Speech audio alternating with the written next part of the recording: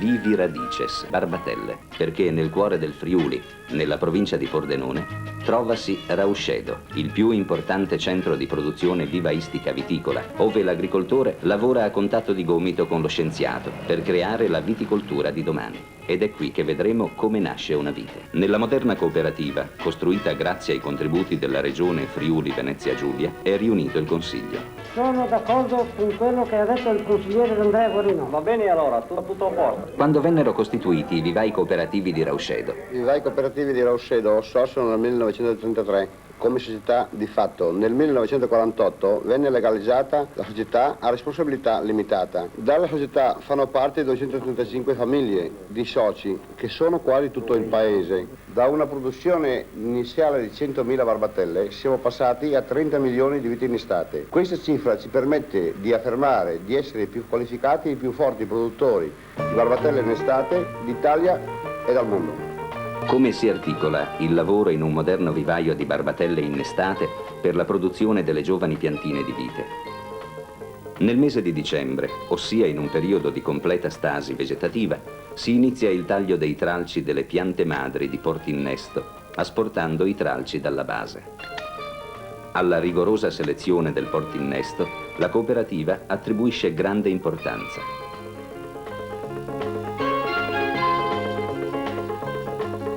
Questo vitigno selvatico, infatti, andrà a costituire l'apparato radicale della futura barbatella. Dalla qualità, forza e salute del selvatico dipenderà la buona riuscita di un vigneto.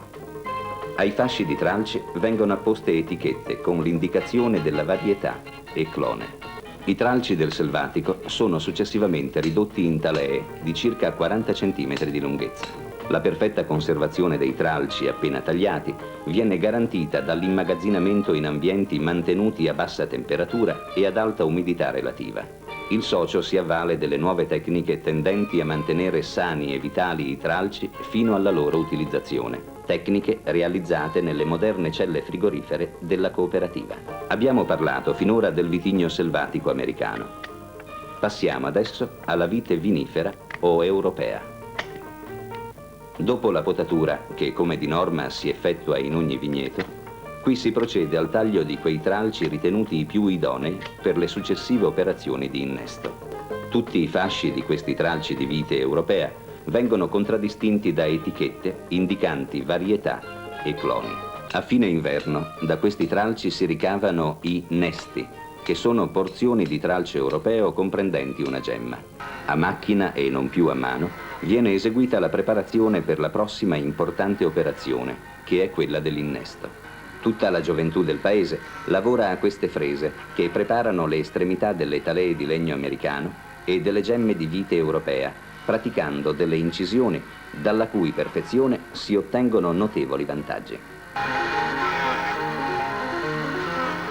Si opera qui un innesto ad incastro, senza legatura, la cui saldatura sarà esatta e darà luogo ad un callo di cicatrizzazione perfetto. Annualmente i soci della cooperativa producono circa 30 milioni di innesti talea. Gli innesti talea, stratificati con segatura di conifere, vengono posti in casse e immessi in locali di forzatura.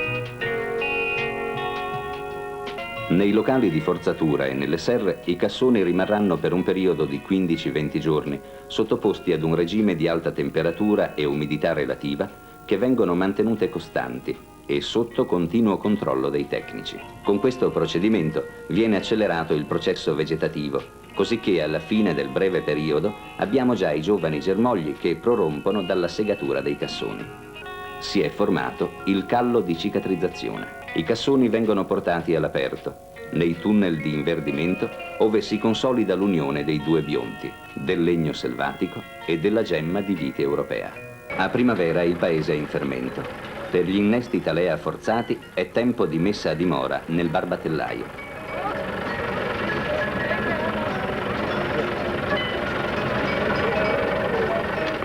I soci che durante tutto l'inverno hanno operato in casa, negli ambienti di forzatura ed innesto, al risveglio primaverile si portano finalmente nei campi.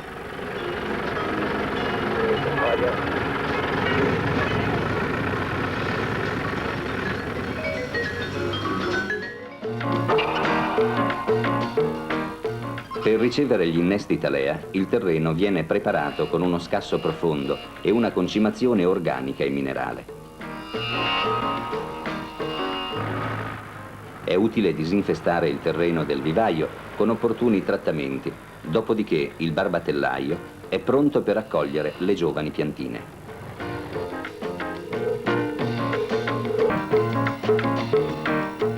Con cura, con amore ed una precisione quasi religiosa si procede alla messa a dimora delle piantine. È come un rito al quale partecipa l'intero paese. Giovani e anziani sono accomunati in questo lavoro. Gli innesti talea vengono infissi nel terreno ad una distanza di circa 10 cm l'uno dall'altro. Piantina dopo piantina, i vivaisti coprono chilometri e chilometri di filari.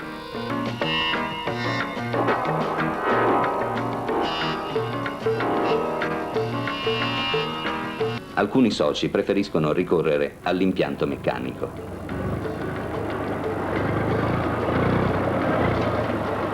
Il macchinario appositamente attrezzato è stato espressamente studiato dai tecnici della cooperativa. Gli innesti talea devono essere coperti con un cumulo di terra ben sminuzzata che servirà a proteggerli dall'ambiente esterno. Questa operazione, detta ciglionatura, viene eseguita da macchine appositamente attrezzate. È sempre l'uomo, però, a dare il tocco finale alla rifinitura del ciglione.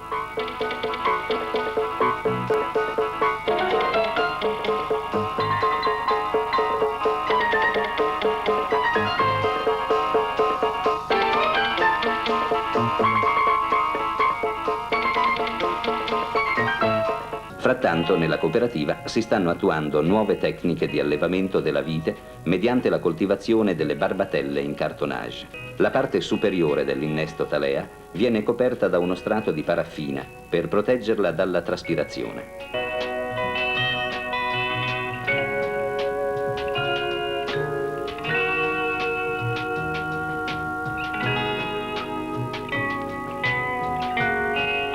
Questa tecnica, assieme a quella della coltura idroponica, ambedue condotte con metodi rigorosamente scientifici, sconvolgono e accelerano il naturale svolgersi dei processi vegetativi.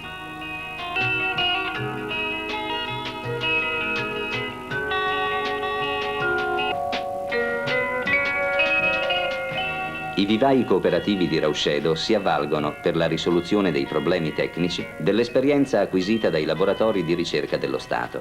Nel centro sperimentale di Rauscedo, esperti fitopatologi effettuano il controllo delle virosi mediante l'indexaggio.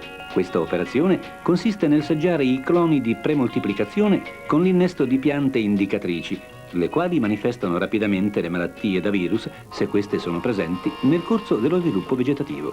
Tra i trattamenti, importantissime le irrorazioni anticritogamiche, che combattono le crittogame dannose e soprattutto la peronospora e l'oidio. Nel mese di luglio i cumuli vengono ridotti e poi eliminati. La messa in piano permetterà al calore del sole di giungere più vicino all'apparato radicale, influendo sul suo sviluppo e quindi sullo sviluppo vegetativo. Quando sono coperte dal ciglione, le barbatelle hanno la tendenza ad emettere radici anche dal nesto, ossia dalla porzione di tralcio europeo. Una volta scoperte, si eliminano queste inutili radici con la sbarbettatura. Ogni solco dei barbatellai è percorso da personale altamente specializzato. Questo controllo serve a garantire la purezza varietale, poiché i controllori riconoscono dall'apice vegetativo le varietà e quindi estirpano con facilità quelle estranee, introdotte casualmente nel vivaio. Nello stesso tempo vengono controllati tutti i vigneti di piante madri selezionate, dai quali si attingeranno i tralci nelle tipiche zone di coltura di ogni singolo vitigno. Con la sfemminellatura si permette ai tralci principali di vegetare rigogliosamente per ottenere talee di calibro adatto all'innesto. Nel febbraio 1970 è entrata in vigore la legislazione che regolamenta l'attività viticolo-vivaistica. Al direttore dell'Istituto Sperimentale per la Viticoltura di Conegliano, professor Italo Cosmo, chiediamo quale sia lo scopo della legge. Il scopo è semplice, è quello di fornire ai viticoltori, per i loro reimpianti o per i nuovi impianti viticoli, del materiale di moltiplicazione in pratica delle barbatelle, siano esse franche o dinestate, di cui siano garantiti l'identità, la purezza della varietà e lo stato sanitario, in modo particolare riguardo alle virosi, e questo controllo viene fatto attraverso degli esami in campo alle colture. La produzione dei vivai di Rauscedo è enorme. Investe 200 ettari di barbatellaio e 200 ettari di piante madri portinnesto. Tutte le varietà coltivate sono iscritte al registro nazionale delle varietà ed anche al catalogo comunitario, perché da qui si esporta in tutto il mondo. Nel centro sperimentale sono presenti i cloni delle più importanti varietà europee e i più diffusi portinnesti, interessanti le diverse zone viticole italiane e del mondo. Una vasta superficie è infatti riservata alla coltivazione delle piante madri portinnesti ed europee di derivazione clonale. Qui si operano rigorosi controlli. Abbiamo sezionato il terreno. Si nota la perfetta saldatura al punto d'innesto. Il tralcio è vigoroso e l'apparato radicale folto e ben distribuito. Nel vivaio la vite sta ormai esaurendo la stagione della prima infanzia. A novembre, finalmente, il vivaista raccoglierà i frutti di un intero anno di lavoro. Sotto il controllo del personale del centro direzionale tecnico, anche le operazioni di sterro vengono condotte dai soci con scrupolosità e competenza. In questa agricoltura razionale e moderna, che vede il ritorno della gioventù ai campi, l'organizzazione associativa, la conduzione specializzata e l'attrezzatura tecnica sono fattori fondamentali.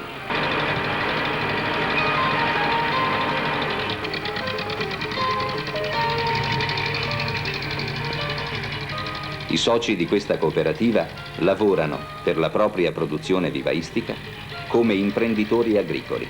Solo così possono emergere le doti di iniziativa e di capacità tecnica che attraverso una maggiore resa permettono loro un maggior profitto.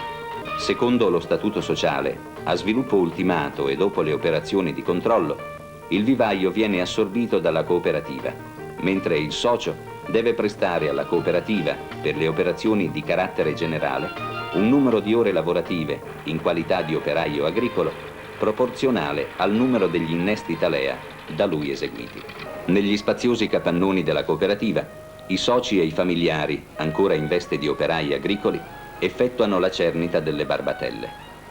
Sotto il controllo dei consiglieri della cooperativa, le barbatelle vengono distinte in barbatelle commerciabili e scarti. La selezione è severa. Le barbatelle di prima scelta devono presentare un robusto tralcio, un innesto perfettamente saldato e un apparato radicale ben sviluppato, con un minimo di 3 radici uniformemente distribuite. Professor Cosmo, il materiale messo in commercio come deve essere contraddistinto? Nella fase di commercializzazione il materiale viticolo deve essere provvisto di un'etichetta e di un contrassegno. Nell'etichetta devono essere riportate determinate scritte dettate dalla legge e il contrassegno, dice la legge, deve essere provvisto di un sistema di chiusura che, se aperto, ne impedisca la sua riutilizzazione.